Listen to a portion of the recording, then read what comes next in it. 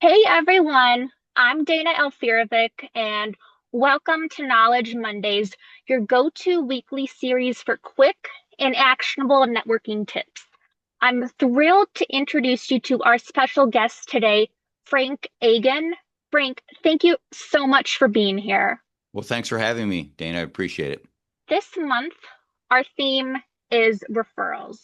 So, Frank, my question for you is what advice do you have for asking for referrals from your network in a way that feels natural and not salesy? Well, I think the simple thing to do with respect to asking for referrals is if you've helped people on the front end, if you've done things for people on the front end, I don't think there's any shame in saying these are the things that I need.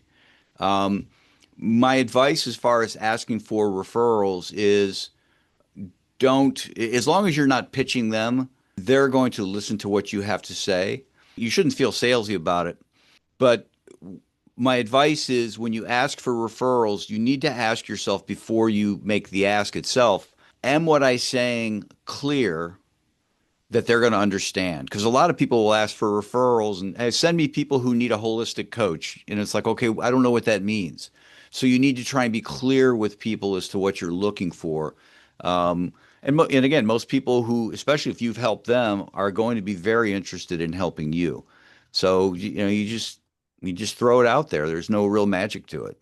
Thank you so much. And I really agree. It's important to make sure your offer is clear because they can't help you with referrals if they don't understand what you do. Let's say you are asking someone in your network for referrals, but they say they don't know anyone. How do you recommend handling it? Do you just let that go?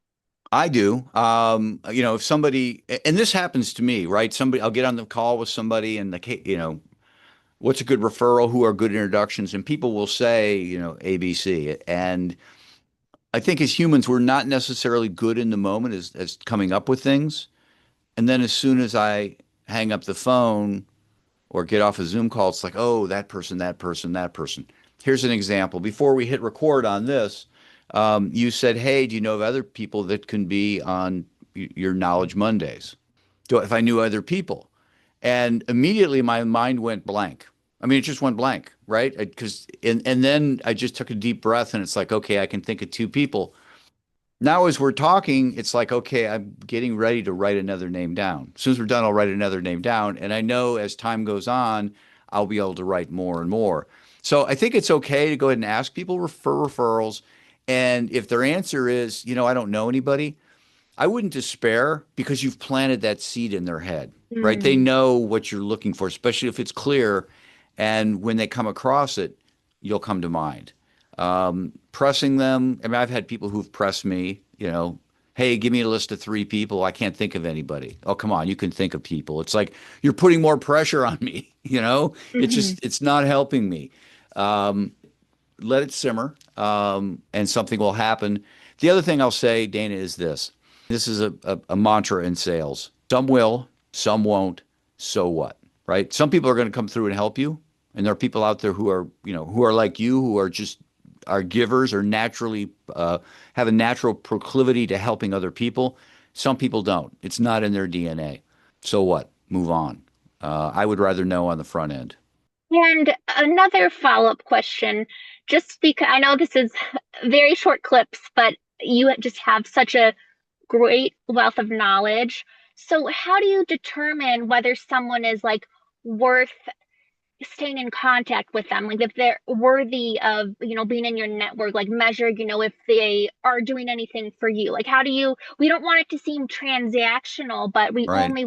we really want people, like how I measure someone who is a valuable contact in my network, someone who will go out of their way to try to help me. And when you do need help, I do expect that. So how do you kind of determine that kind of early on who is a good contact and who would be like a mutually beneficial relationship? Yeah, That's not and transactional necessarily, but yeah. we all need to have those mutually beneficial relationships.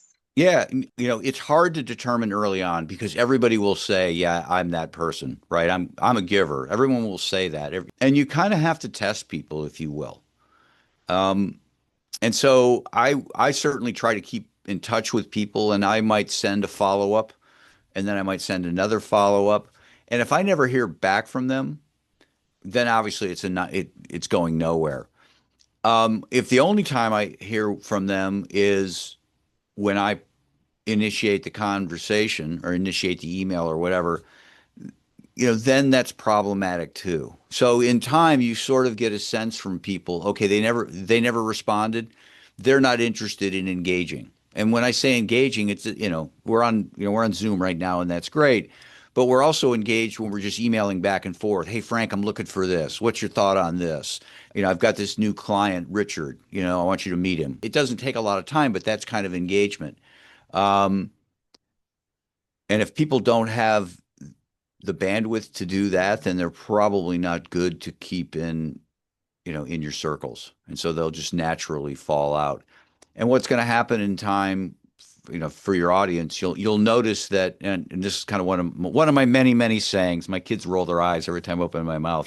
But one of my sayings is, fill your life with people who want to be in your life, so much so that you don't have time to worry about the people who don't, right? If you do it right, eventually you're going to have so many people that want to engage and want to stay connected, that you won't have to worry about that person who never responds. I don't give it another thought. It's just like, okay, you know, I'll run into them in public and like, oh, I'm sorry, I didn't get back to you. It's like, yeah, whatever. I wasn't pining away waiting for your response. So, Thank you so much, Frank. That was such a great saying. I really love that saying. I think that would help a lot of people who get discouraged if they don't get a response from someone. So, where could folks find you if they want to learn more about you?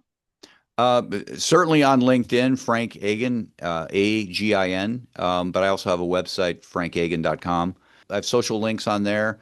You can see some of the books I've written, and it links to my podcast, and which Dana was on. That's the best way to kind of to find out about me and engage. Great. Well, thank you guys so much. I'll have all of Frank's information in the description, so make sure to connect him with him on LinkedIn if you're interested in learning more. And thank you guys so much for tuning in to Knowledge Mondays. I hope you found this helpful and make sure to follow us for more actionable networking tips. Bye, everyone.